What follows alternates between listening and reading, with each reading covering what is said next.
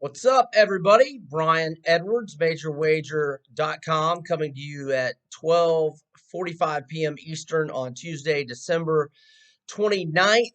Let's talk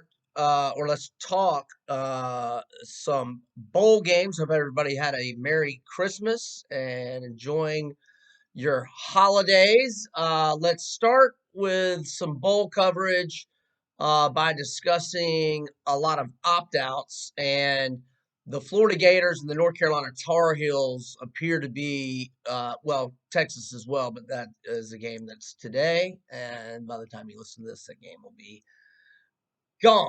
But North Carolina and Florida are both going to be down a ton. I mean, a ton of players and weapons.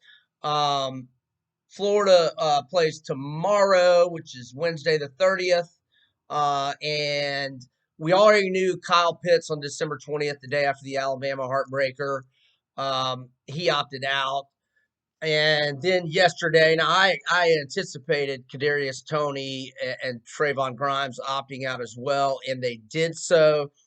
What I did not anticipate was Jacob Copeland, the sophomore wide receiver, testing positive for COVID multiple times. So it's not a false positive, and he is officially out of the Cotton Bowl, Jerry World, Arlington, Texas, Wednesday night, 8 p.m. Eastern on ESPN. So when it was just Pitts that was out, and let me also mention that Trey Brown, Oklahoma's star corner, who had the game-sealing interception in the Big 12 championship game against Iowa State, a 27-21 Sooners victory. He has opted out. In 10 games this year, he had 31 tackles, 6 passes broken up, 3 interceptions, and 1 tackle for loss. So we knew about Brown and Pitts, or let's just say Sunday, and then late morning yesterday, Toney and Grimes opt out. And then when Copeland, that news came about, and then also Sean Davis will miss a 4th straight game with injury. And, Marco Wilson has opted out as well. But as most know, Marco had a solid career, but he has been an absolute disaster his senior season, and particularly the last 2 games with the shoe throwing incident that kept an LSU drive alive that led to their 57-yard game-winning field goal when it was a 3rd down stop. Otherwise, it would have been punting. And then against Alabama, I said all week, give me a pick 6, Marco, against Bama, and I will forget you ever threw a shoe and ever got beat for so many touchdowns this year, including the tying one against A&M to Chapman out in College Station. I would forget all about it, but instead, Marco, 7 missed tackles, 8 receptions, and 2 touchdowns he gave up on 8 targets from Mac Jones and the Crimson Tide. So, no Marco Wilson, no Sean Davis, 2 starters in the secondary. I'm obviously cool with no Marco. But, man, your 4 top pass catchers being out.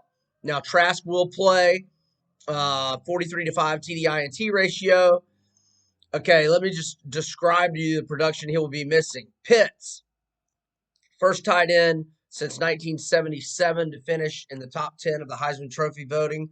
And he finished 10th despite missing 3 games, or he might have been in the top 5.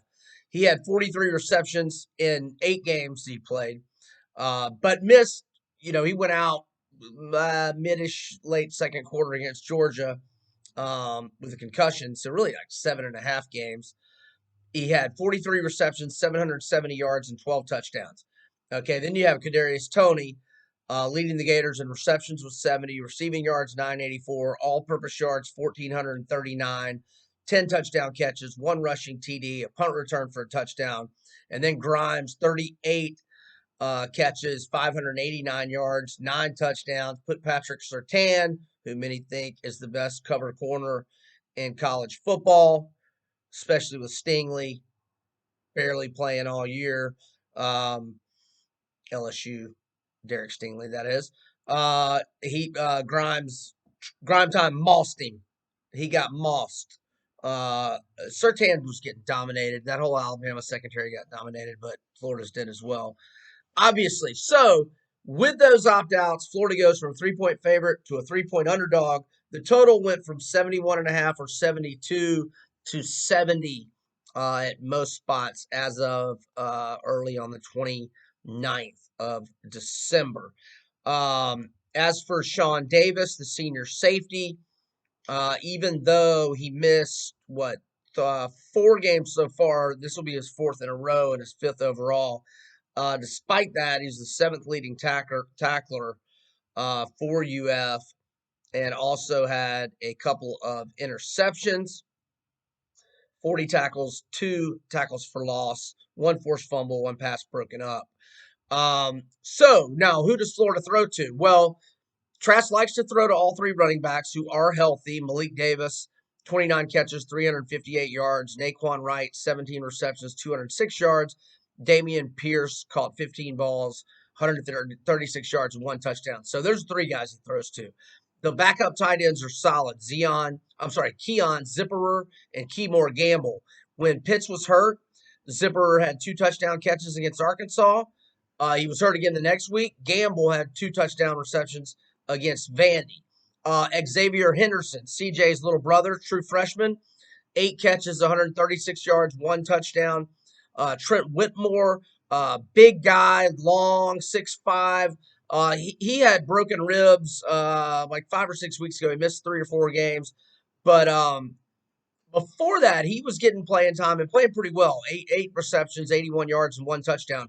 But most importantly, Justin Shorter, the former 5-star recruit to Penn State, who transferred, 23 receptions, 246 yards, and 3 touchdowns.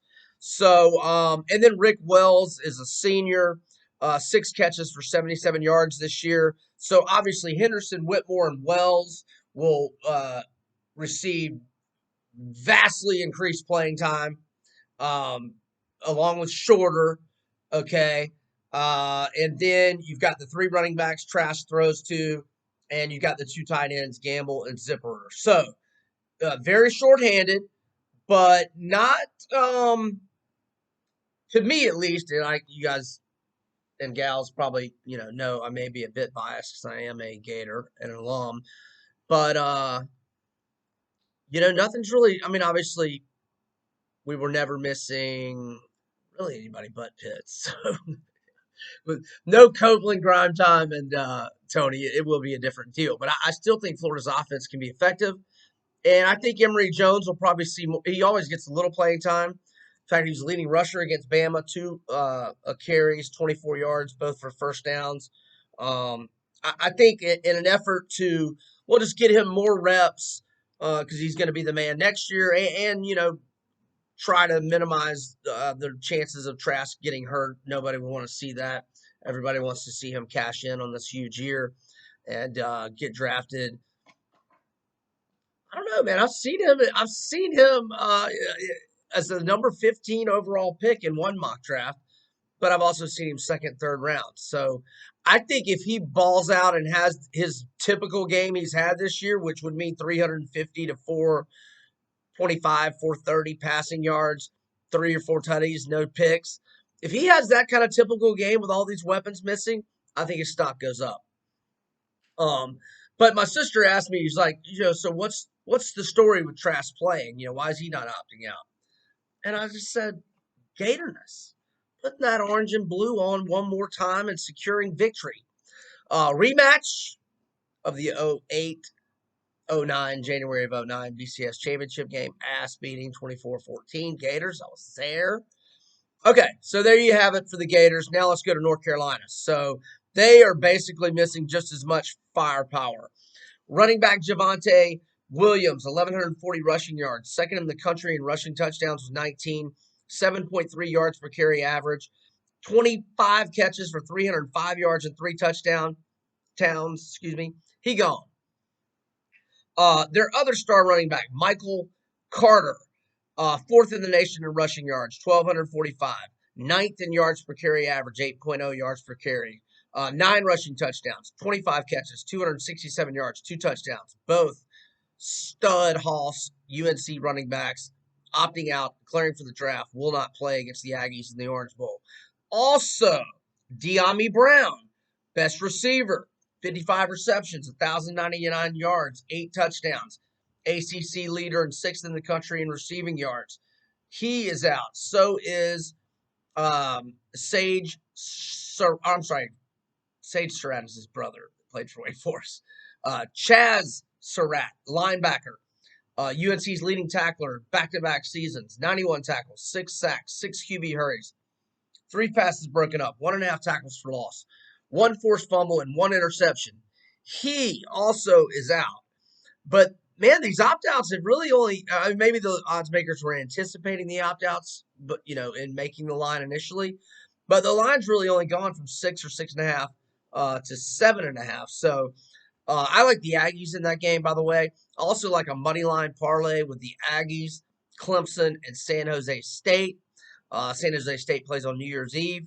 I also like I like Arkansas plus 5 to TCU.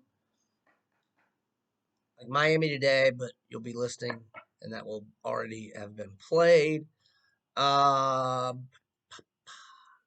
else? Trying to think. Let's see. Go to the board. Who else do I like? I'm kind of just waiting up to kickoff to find out about opt-out. Not all the way to kickoff, but and you got to be on top of these opt-outs because who knows? Who knows? Oh, I know the game. I like NC State. I like NC State plus 2.5 against Kentucky.